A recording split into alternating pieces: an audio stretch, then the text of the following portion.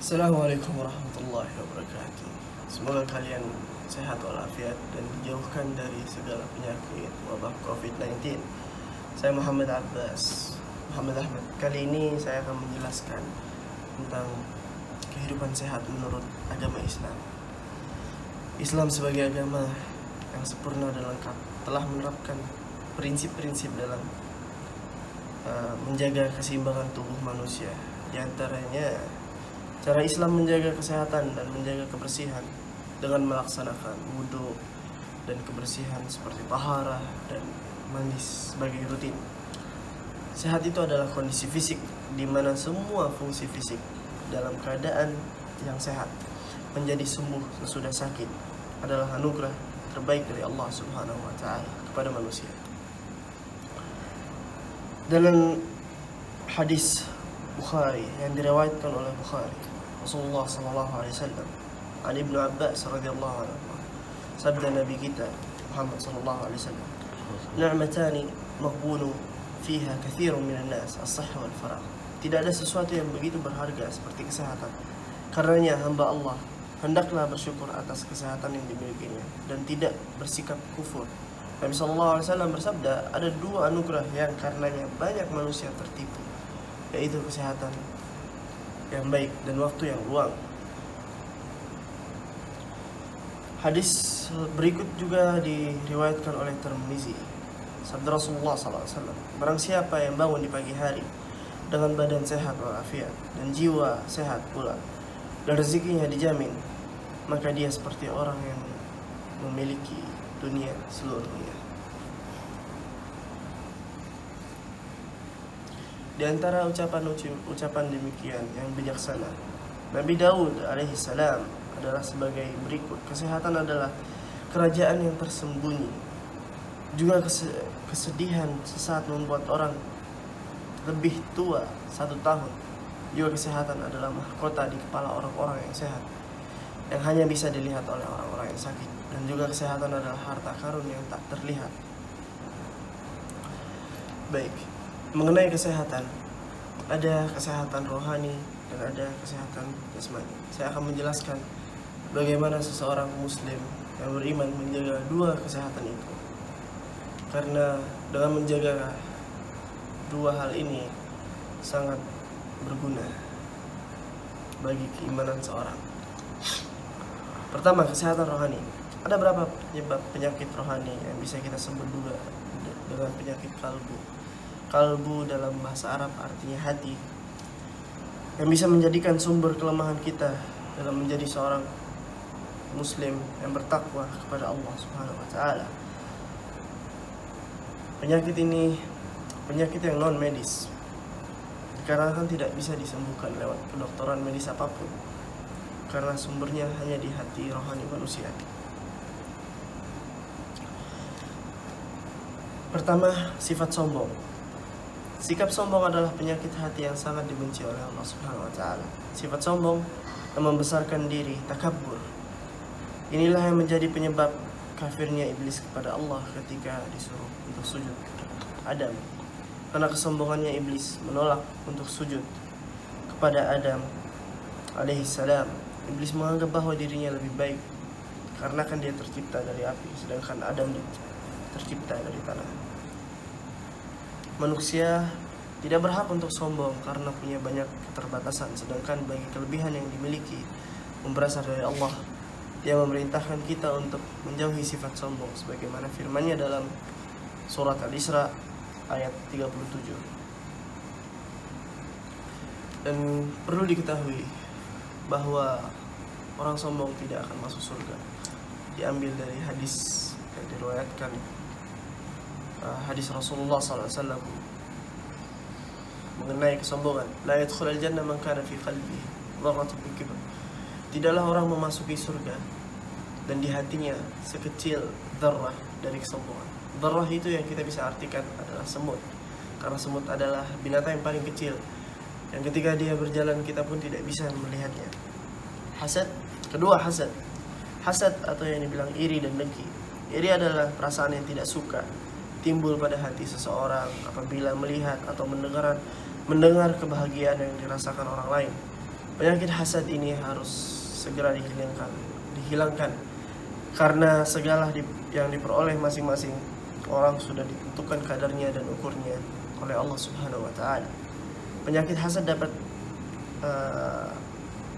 menangkis pahala amal saleh sebagaimana hadis Nabi sallallahu alaihi wasallam berikut: waspadalah terhadap hasad, iri dan dengki. Sesungguhnya hasad mengikis pahala-pahala sebagaimana api memakan kayu. Hadis diriwayatkan oleh Abu Daud. Ketika bakhil atau kikir, sifat bakhil ini menyebabkan seseorang merasa kekurangan dan takut akan kehabisan harta sehingga tidak mau memberikan sedikit hartanya kepada orang lain yang membutuhkannya. Sebagaimana firman Allah dalam surat Al-Imran sebagaimana firman Allah dalam Al-Quran, وَلَا تَجْعَلْ يَدَكَ مَغْلُولَةً إِلَىٰ عُنْقِكَ وَلَا تُبْسِطْهَا كُلَّ الْبَسْطِ فَتَقْعُدَ مَلُومًا مَحْسُورًا. Dan janganlah engkau jadikan tanganmu terbelenggu pada lehermu, dan jangan pula engkau terlalu mengeluarkannya sangat pemurah, nanti kamu menjadi tercela dan menyesal. 4. Sifat riya. Sifat riya itu dianggap dari kabair dzunub, dari saghair dzunub. Riya merupakan penyakit hati yang dilarang karena dapat menghilangkan pahala amal saleh yang dilakukannya. Karena riya menghilangkan rasa tulus ikhlas kita dalam bertakwa kepada Allah Subhanahu wa taala. Orang yang memiliki penyakit riya hanya akan berbuat baik apabila dilihat oleh orang lain dengan tujuan untuk mendapatkan pujian. Allah Subhanahu wa taala berfirman dalam Al-Baqarah ayat 264 yang artinya, hai orang-orang beriman, janganlah kamu menghilangkan pahala sedekahmu dengan menyebut dan menyakiti perasaan si penerima, seperti orang yang menafkahkan hartanya karena riya kepada manusia dan dia tidak beriman kepada Allah Subhanahu wa taala dan hari kemudian. Maka perumpamaan orang itu seperti batu licin yang di atasnya ada tanah, kemudian batu itu ditimpa hujan lebat, lalu menjadilah dia bersih, tidak bertanah. Mereka tidak menguasai sesuatu pun dari apa yang mereka usahakan. Allah tidak memberi petunjuk kepada orang-orang yang kafir. Itulah penyakit yang harus dihilangkan dari hati seorang manusia. Semoga kita selalu diberi ilham dan dijauhkan dari penyakit-penyakit rohani. Kedua, penyakit jasmani. Bagaimana kita menjaga jasmani kita? Kita sering mendengar ayat tentang وَأَنْفِقُوا فِي سَبِيلِ اللَّهِ وَلَا تُلْقُوا بِأَيْدِيكُمْ إِلَى التَّهْلُكَةِ وَأَحْسِنُوا إِنَّ اللَّهَ يُحِبُّ الْمُحْسِنِينَ. Yang demikian artinya, dan infaklah hartamu di jalan Allah dengan menyalurkan untuk menyantuni fakir miskin dan anak yatim, memberi beasiswa, membangun fasilitas umum yang diperlakukan umat Islam seperti rumah sakit, masjid, jalan raya, perpustakaan, panti jompo, rumah singgah dan balai kerja. Dan janganlah kamu jatuhkan diri sendiri ke dalam kebinasaan dengan tangan sendiri dan melakukan tindakan bunuh diri dan menyalurkan harta untuk berbuat maksiat. Disabdakan dari hadis Abi Sa'ad bin Malik bin Salman Al-Khudri radhiyallahu anhu, Rasulullah sallallahu alaihi wasallam bersabda, la dharara wa dhirar.